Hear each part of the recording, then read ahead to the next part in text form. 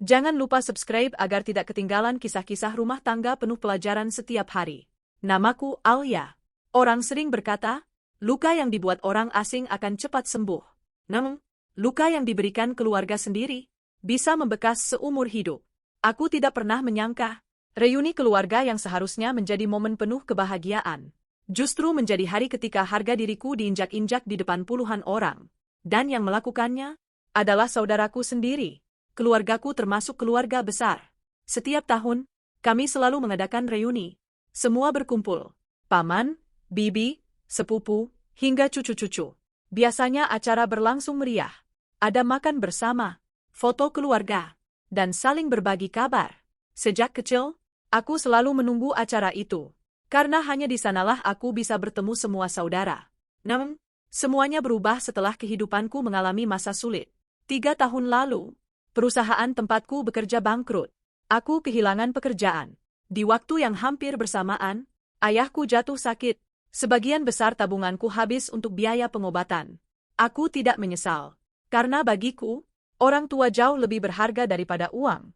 Namun sejak saat itu, keadaan ekonomiku benar-benar berubah. Aku mulai berjualan makanan dari rumah. Penghasilannya tidak besar, tetapi cukup untuk memenuhi kebutuhan sehari-hari. Aku menjalani semuanya dengan ikhlas. Sayangnya, tidak semua orang melihat perjuanganku. Sebagian keluarga hanya melihat hasil akhirnya. Mereka melihatku sebagai perempuan yang gagal, yang hidupnya tidak semewah dulu, yang datang ke reuni dengan mobil sewaan tetangga, yang memakai baju sederhana. Mereka tidak pernah bertanya, apa yang sebenarnya terjadi dalam hidupku. Di antara semua saudara, ada satu orang yang paling sering merendahkanku.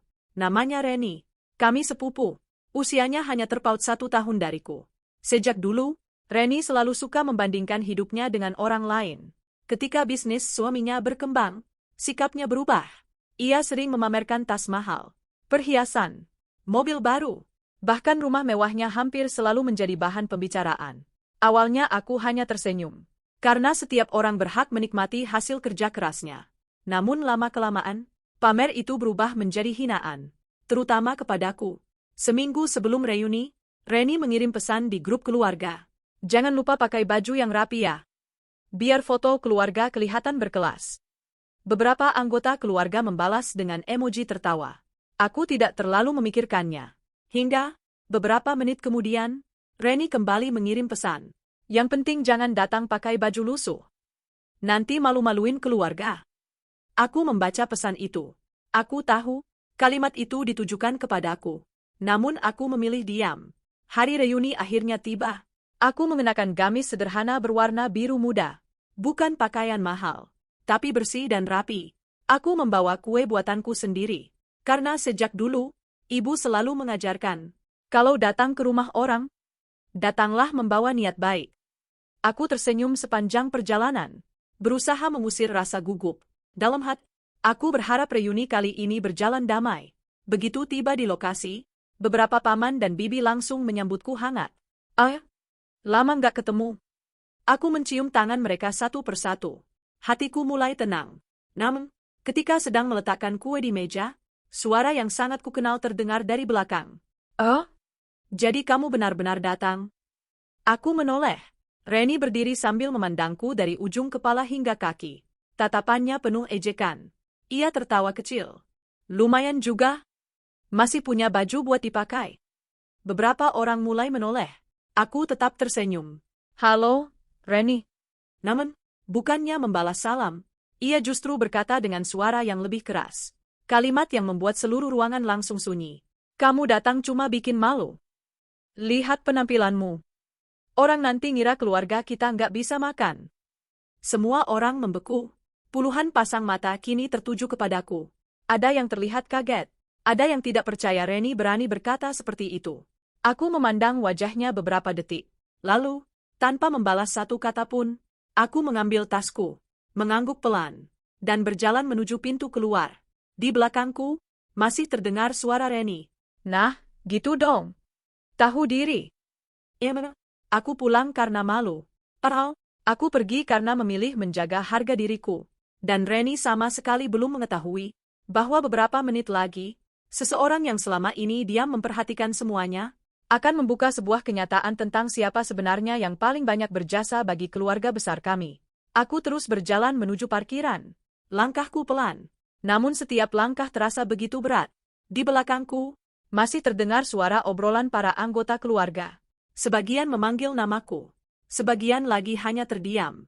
Aku tahu, mereka pasti terkejut melihat apa yang baru saja terjadi. Begitu sampai di samping mobil, aku meletakkan tas di kursi depan, lalu bersandar sejenak. Air mata yang sejak tadi kutahan akhirnya jatuh. Aku tidak menangis karena dihina. Aku sudah cukup sering diremehkan sejak kehilangan pekerjaan. Yang membuatku hancur adalah karena semua itu terjadi di depan keluargaku sendiri. Orang-orang yang seharusnya menjadi tempat paling aman untuk pulang. Aku mengusap air mata, lalu tersenyum pahit. Ibu benar, kataku pelan. Dulu, sebelum mening, ibuku pernah berkata, "Nah, kalau suatu hari nanti ada orang yang merendahkanmu, jangan buru-buru membalas. Karena diam yang menjaga harga diri jauh lebih mulia daripada marah yang hanya memuaskan ego." Kalimat itu terus terngiang di kepalaku. Itulah sebabnya, aku memilih pergi, bukan karena kalah, tetapi karena aku tidak ingin membuat reuni keluarga berubah menjadi pertengkaran. Saat aku hendak menyalakan mesin mobil, terdengar suara seseorang memanggil. "Ah!" Aku menoleh. Ternyata pamanku, Pak Hasan. Beliau berlari kecil menghampiriku. "Nak, jangan pulang dulu." Aku tersenyum tipis. "Enggak apa-apa, Paman. Saya baik-baik saja." Beliau menggeleng. "Tidak. Kamu harus kembali." Aku menatap beliau. "Untuk apa?" "Supaya semua orang tahu yang sebenarnya." Aku mengernyit. "Maksud Paman?" Namun sebelum beliau menjawab, ponselnya berdering. Beliau melihat nama yang muncul di layar, lalu tersenyum. "Syukurlah, dia sudah sampai." Aku belum mengerti apa maksudnya. Pak Hasan hanya berkata, "Tunggu sebentar. Ada seseorang yang memang sengaja kami undang. Dan dia ingin bertemu denganmu." Aku semakin bingung. "Siapa?" Beliau hanya tersenyum. "Nanti kamu juga tahu." Sementara itu, di dalam aula, Reni masih tertawa bersama beberapa sepupu. "Lihat kan? Aku cuma bilang yang sebenarnya. Kalau penampilannya begitu, ya wajar orang malu." Beberapa sepupu hanya saling pandang. Tidak ada yang benar-benar ikut tertawa, karena mereka juga merasa ucapan Reni sudah keterlaluan. Bu Siska, salah satu bibiku, akhirnya angkat bicara. "Reni." "Ya, Bey. Kamu tahu nggak? Ucapanmu tadi menyakitkan." Reni mengangkat bahu. "Aku cuma bercanda." Bu Siska menggeleng. "Kalau hanya kamu yang tertawa? Itu bukan bercanda. Itu menghina." Ruangan kembali hening. Namun Reni tetap terlihat santai. Ia merasa tidak melakukan kesalahan apapun. Beberapa menit kemudian, seorang pria paruh baya memasuki aula. Penampilannya sederhana. Kemeja putih, celana kain hitam. Namun pembawaannya sangat tenang. Begitu melihatnya, beberapa paman langsung berdiri. "Pak Arman, silakan masuk." Reni terlihat bingung. Ia berbisik kepada suaminya. "Siapa dia?" Suaminya menggeleng. "Nggak tahu." Pak Arman tersenyum kepada seluruh keluarga. "Maaf saya terlambat. Tadi ada rapat yang mundur." Pak Hasan langsung menyambutnya. "Tidak apa-apa. Kami justru sedang menunggu Bapak." Reni semakin penasaran. Kenapa tamu itu disambut dengan begitu hormat? Pak Arman kemudian melihat sekeliling. "Loh? Alia belum datang?" Pak Hasan menghela napas. "Baru saja pulang." Wajah Pak Arman langsung berubah. "Pulang? Kenapa?" Suasana kembali sunyi. Tak ada yang segera menjawab. "Hanya," Bu Siska berkata pelan. "Dia dihina di depan semua orang." Pak Arman mengernyit. "Siapa yang menghina?" Semua mata perlahan beralih ke arah Reni. Reni mulai merasa tidak nyaman. Pak Arman menarik napas panjang. "Lalu sekarang Alia di mana?" Pak Hasan menunjuk ke arah parkiran. "Masih di luar?" Tanpa berkata apa-apa lagi, Pak Arman langsung berjalan keluar. Langkahnya cepat, seolah-olah ia tidak ingin kehilangan kesempatan bertemu denganku. Sementara seluruh keluarga saling berpandangan. Mereka mulai bertanya-tanya, siapa sebenarnya pria itu? Dan mengapa ia tampak begitu ingin bertemu dengan seorang perempuan sederhana yang baru saja dihina habis-habisan? Beberapa saat kemudian, saat Pak Arman berdiri di hadapanku di parkiran, Kalimat pertama yang keluar dari mulutnya membuat Pak Hasan tersenyum haru. Bu Alia, kalau bukan karena ibu, mungkin saya tidak akan pernah bisa berdiri seperti sekarang. Dan ucapan itu akan menjadi awal terbukanya sebuah rahasia yang selama ini tidak pernah diketahui oleh keluarga besarku. Aku yang baru saja membuka pintu mobil langsung menghentikan gerakanku. Seorang pria paruh baya berdiri di hadapanku. Wajahnya terasa tidak asing. Namun aku belum bisa langsung mengingatnya. Beliau tersenyum hangat. Bu Alia? Aku mengernyit. Hah? Apakah kita pernah bertemu? Pria itu tertawa kecil. Wajar kalau ibu lupa. Tapi saya tidak akan pernah lupa kepada ibu. Beliau mengulurkan tangan. Perkenalkan. Saya Arman. Aku masih mencoba mengingat. Sampai akhirnya, sebuah kenangan beberapa tahun lalu kembali muncul. Pak An? Anak bapak yang dulu sakit itu. Beliau langsung mengangguk. Iya. Air mataku hampir jatuh. Aku akhirnya mengingat semuanya. 4 tahun yang lalu, saat aku masih bekerja di sebuah perusahaan farmasi, Pak Arman hanyalah seorang sopir ekspedisi. Suatu hari, anak semata wayangnya mengalami gagal ginjal. Ia membutuhkan operasi secepat mungkin. Namun biaya pengobatan sangat besar. Pak Arman datang ke kantorku bukan untuk meminta uang, melainkan mengantarkan dokumen. Saat itu, aku melihat beliau menangis sendirian di halaman rumah sakit. Aku menghampirinya. Lagi ada masalah, Pak? Beliau awalnya tidak mau bercerita, namun akhirnya, semua keluar begitu saja. Tentang anaknya, tentang biaya operasi, tentang rumah yang hampir dijual, tentang hidupnya yang terasa buntu. Aku masih ingat jelas, saat itu aku baru saja menerima bonus tahunan. Tabungan yang sebenarnya sudah kukumpulkan untuk membeli rumah. Tanpa berpikir panjang, aku meminjamkan sebagian besar uang itu kepada Pak Arman. Beliau berkali-kali menolak. Nggak bisa, Bu. Nanti saya nggak sanggup balikin. Aku hanya tersenyum. Sekarang selamatkan anak bapak dulu. Soal uang? Nanti kita pikirkan. Operasi anak Pak Arman akhirnya berhasil. Beberapa bulan kemudian, beliau datang ke kantorku membawa uang untuk mengembalikan pinjaman. Namun aku hanya menerima sebagian. Sisanya kuanggap sebagai bantuan. Aku bahkan berpesan, kalau nanti hidup bapak sudah lebih baik, tolong bantu orang lain yang sedang kesusahan. Sejak hari itu, kami tidak pernah bertemu lagi. Karena beberapa bulan setelahnya, perusahaanku bangkrut. Dan hidupku berubah. Kini, 4 tahun kemudian, Pak Arman berdiri di depanku. Namun penampilannya jauh berbeda. Ia tampak lebih rapi. Lebih percaya diri. Mobil yang dibawanya pun bukan mobil sederhana. Aku tersenyum. Allah, bapak sehat? Pak Arman justru menundukkan kepala. Semua karena pertolongan ibu. Aku menggeleng pelan. Jangan begitu.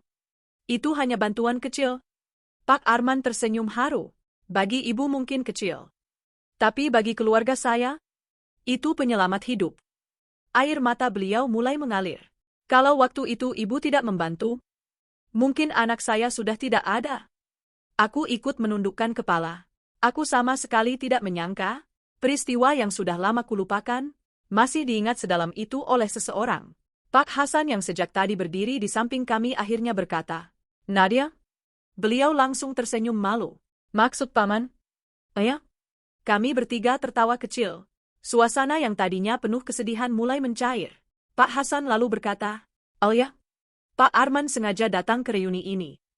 Karena beliau ingin mencari kamu. Aku menatap Pak Arman. Mencari saya? Beliau mengangguk. Iya. Saya sudah mencari ibu hampir 2 tahun. Saya datang ke alamat lama. Tapi ibu sudah pindah. Saya bahkan sempat bertanya ke beberapa mantan rekan kerja ibu. Aku benar-benar tidak menyangka. Ada apa sebenarnya, Pak? Pak Arman menarik napas panjang. Saya ingin memenuhi janji. Janji? Beliau mengangguk. Dulu ibu bilang, kalau hidup bapak sudah lebih baik, bantu orang lain. Saya sudah melakukannya.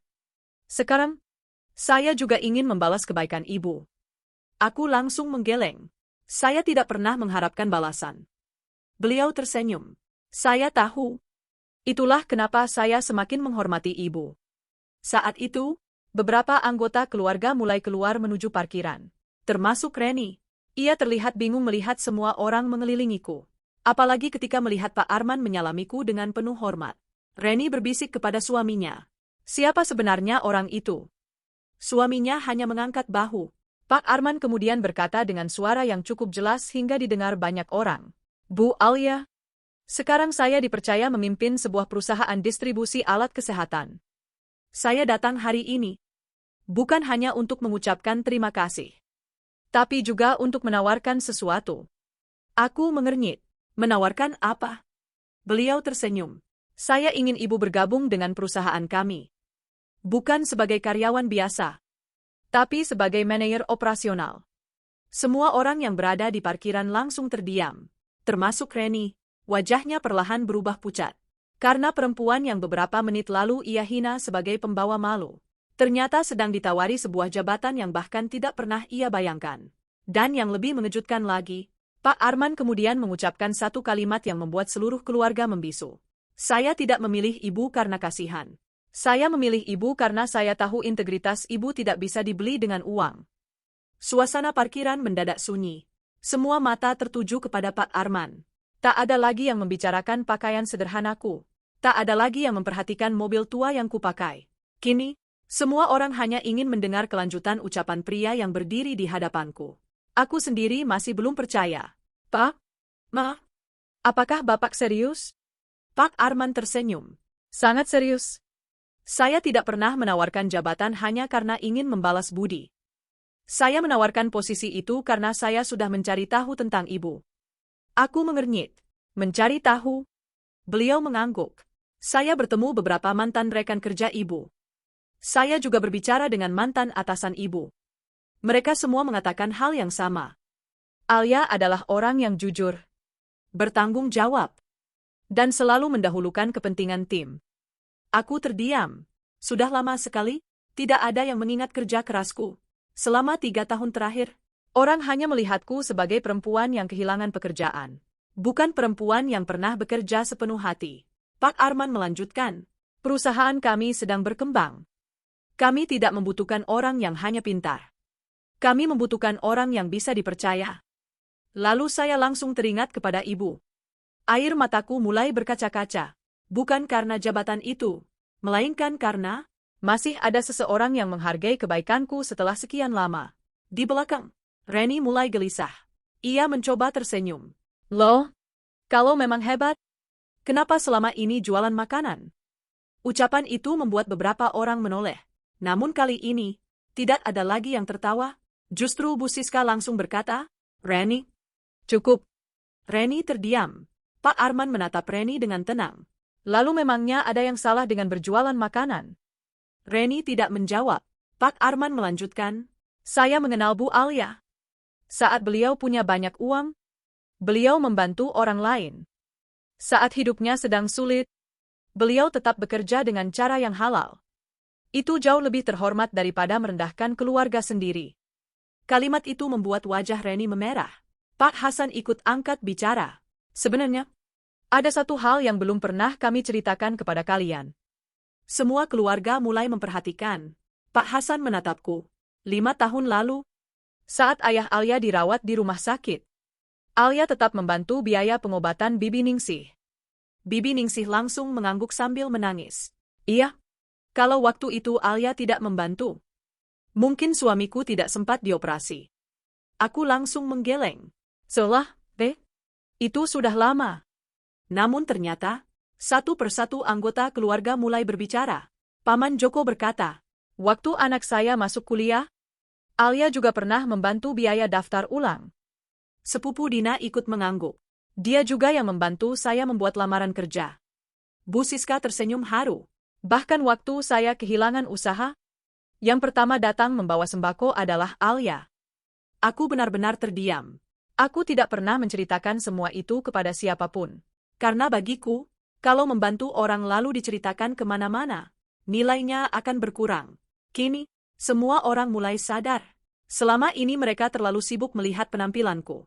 Padahal, mereka tidak pernah benar-benar melihat isi hatiku. Reni mulai menundukkan kepala.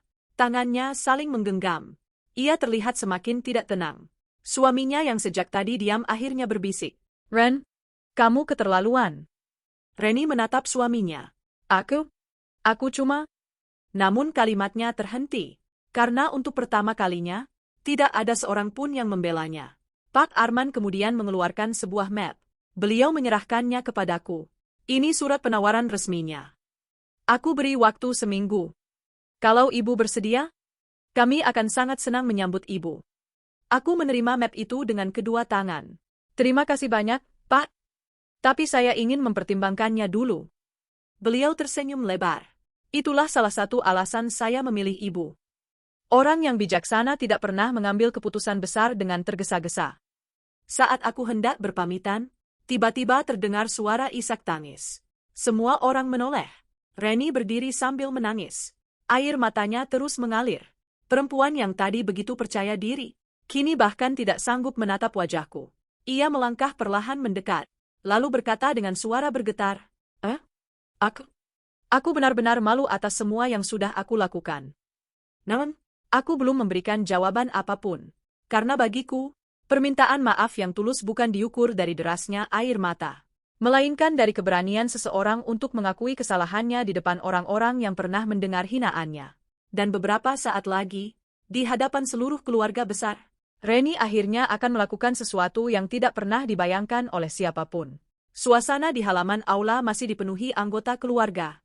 Tidak ada lagi yang berbicara. Semua perhatian kini tertuju kepada Reni. Perempuan yang sejak tadi paling lantang menghina, kini berdiri dengan kepala tertunduk. Air matanya terus mengalir.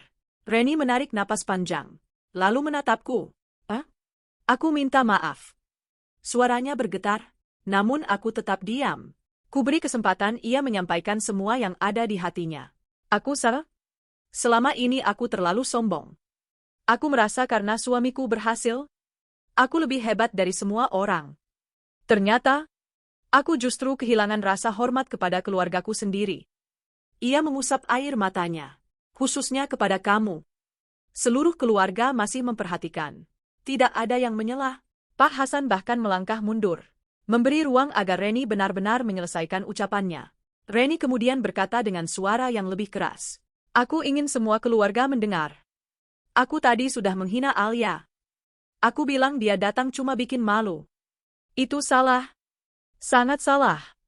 Tangisnya kembali pecah. Aku meminta maaf di depan semua orang. Karena aku juga mempermalukannya di depan semua orang. Beberapa bibi mulai ikut menangis. Mereka tidak menyangka Reni benar-benar berani mengakui kesalahannya. Aku masih berdiri tenang. Bukan karena ingin membuat Reni semakin malu, tetapi karena aku sedang mengingat semua perjalanan hidupku.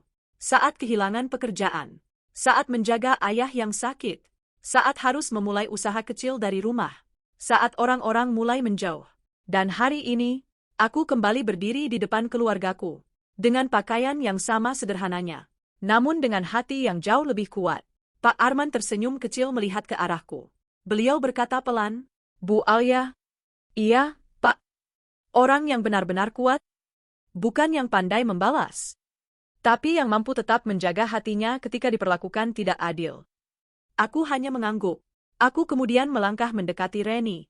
Ia masih menundukkan kepala, bahkan tidak berani menatap wajahku. Reni?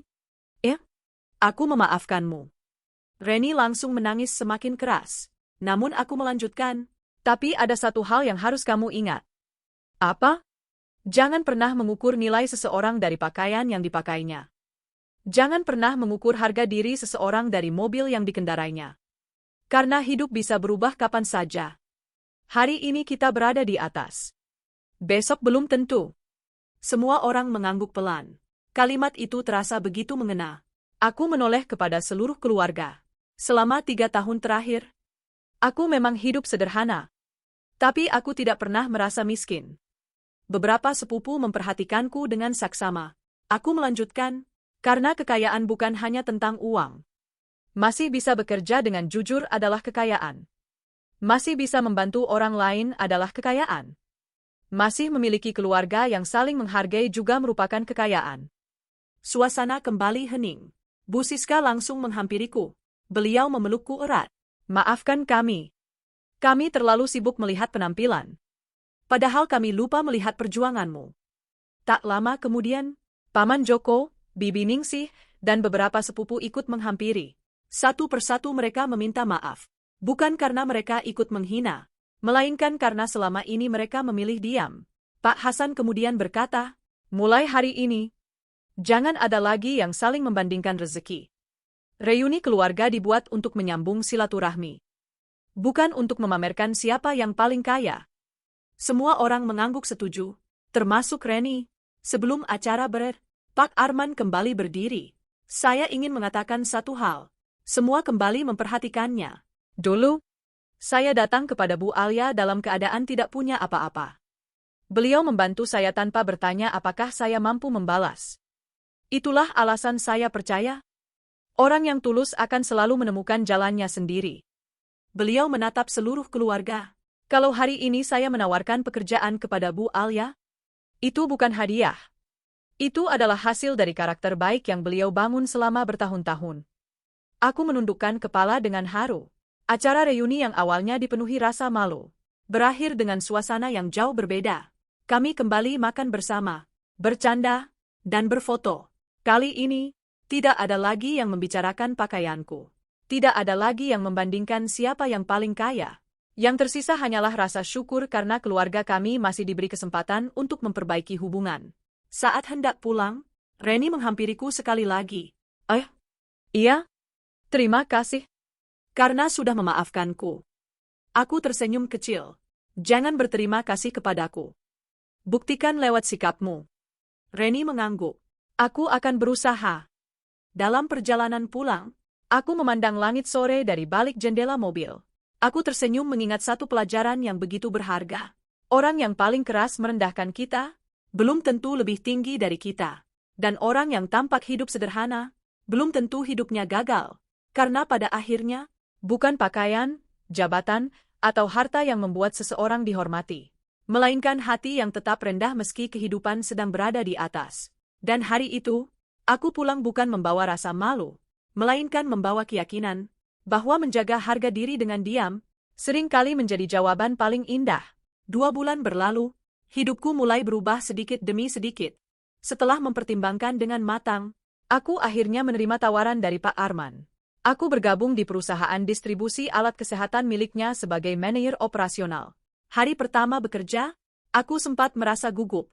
Sudah 3 tahun aku tidak bekerja di kantor. Semua rekan kerja menyambutku dengan hangat.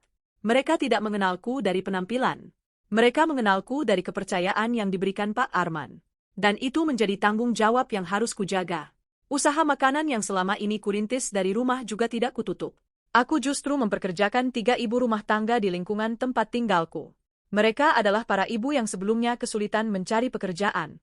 Aku berkata kepada mereka, kita sama-sama belajar. Kalau usaha ini berkembang, kita berkembang bersama. Mereka tersenyum bahagia. Saat itu aku sadar, rezeki yang paling indah adalah rezeki yang bisa menghidupi orang lain. Ponselku berdering. Nama yang muncul di layar membuatku sedikit terkejut. Reni, aku mengangkat telepon itu. Halo? Terdengar suara Reni yang kini jauh lebih lembut. Aku mengganggu enggak? Enggak. Ada apa? Reni terdiam beberapa saat. Aku cuma mau bilang, aku sudah mulai berubah. Aku tersenyum kecil. Maksudnya? Aku sekarang ikut membantu di yayasan sosial tempat Bibi Siska. Aku juga berhenti pamer di media sosial. Dan aku mulai belajar mendengarkan orang sebelum menilai mereka. Aku bisa merasakan ketulusan dalam suaranya. Perubahan memang tidak terjadi dalam semalam. Namun, aku percaya setiap orang berhak mendapatkan kesempatan untuk menjadi lebih baik. Seminggu kemudian, keluarga besar kembali berkumpul. Bukan untuk reuni, melainkan syukuran ulang tahun pernikahan Paman Hasan. Suasananya jauh berbeda. Tidak ada lagi perlombaan menunjukkan siapa yang paling kaya. Semua datang dengan pakaian sederhana. Semua duduk di tikar yang sama. Semua makan dari hidangan yang sama. Dan yang paling membuatku tersenyum, Reni menjadi orang pertama yang menyambutku. Masuk sini. Kursinya sudah aku siapin. Aku tersenyum. Terima kasih. Di tengah acara, Pak Hasan berdiri sambil memegang mikrofon. Sebelum acara selesai, saya ingin mengatakan sesuatu. Semua orang memperhatikannya. 2 bulan lalu, kita hampir kehilangan makna sebuah keluarga. Kita terlalu sibuk melihat siapa yang paling berhasil. Keluarga bukan tempat untuk saling mengalahkan, tapi tempat untuk saling menguatkan. Semua mengangguk. Suasana terasa hangat. Kemudian, Pak Hasan memanggilku ke depan. Iya. Aku sedikit terkejut. Iya, Paman. Beliau tersenyum. Kemarin semua orang melihat kamu dihina. Hari ini, saya ingin semua orang juga melihat bagaimana kamu tetap memilih memaafkan. Aku menggeleng malu. Enggak usah. Namun beliau tetap melanjutkan. Kamu sudah mengajarkan kami satu hal. Martabat seseorang tidak ditentukan oleh apa yang dipakai, tetapi oleh cara dia memperlakukan orang lain. Tepuk tangan memenuhi ruangan. Aku hanya bisa menundukkan kepala. Setelah acara selesai, Reni menghampiriku. Di tangannya ada sebuah kotak kecil. Apa ini? Tolong diterima. Aku membukanya. Di dalamnya terdapat sebuah bros sederhana. Aku buat sendiri, katanya sambil tersenyum malu. Dulu aku selalu membeli barang mahal. Tapi aku baru sadar, hadiah yang dibuat dengan tulus ternyata jauh lebih berarti. Aku memeluknya. Terima kasih. Untuk pertama kalinya setelah sekian lama, aku melihat senyum Reni tanpa kesombongan. Malam itu, dalam perjalanan pulang, aku teringat kembali hari ketika aku dihina di depan semua orang. Saat Reni berkata, "Kamu datang cuma bikin malu." Kalimat itu dulu terasa seperti pisau yang menusuk hati. Namun sekarang, aku justru bersyukur tidak membalasnya dengan amarah. Karena kalau saat itu aku memilih bertengkar, mungkin keluarga kami akan semakin retak. Diam bukan tanda kelemahan. Diam adalah cara menjaga diri agar tidak ikut menjadi buruk. Kini aku percaya, hidup selalu memiliki caranya sendiri untuk menunjukkan kebenaran. Tidak perlu membalas setiap hinaan. Tidak perlu membuktikan nilai diri kepada semua orang. Cukup terus menjadi pribadi yang jujur. Terus bekerja dengan tulus. Terus berbuat baik tanpa mengharapkan balasan. Karena pada akhirnya, waktu akan memperlihatkan siapa yang benar-benar pantas dihormati. Dan hari ketika aku memilih pulang tanpa sepatah kata, ternyata bukan akhir dari harga diriku, melainkan awal dari saat keluargaku belajar bahwa orang yang paling sederhana sekalipun bisa menjadi orang yang paling mulia.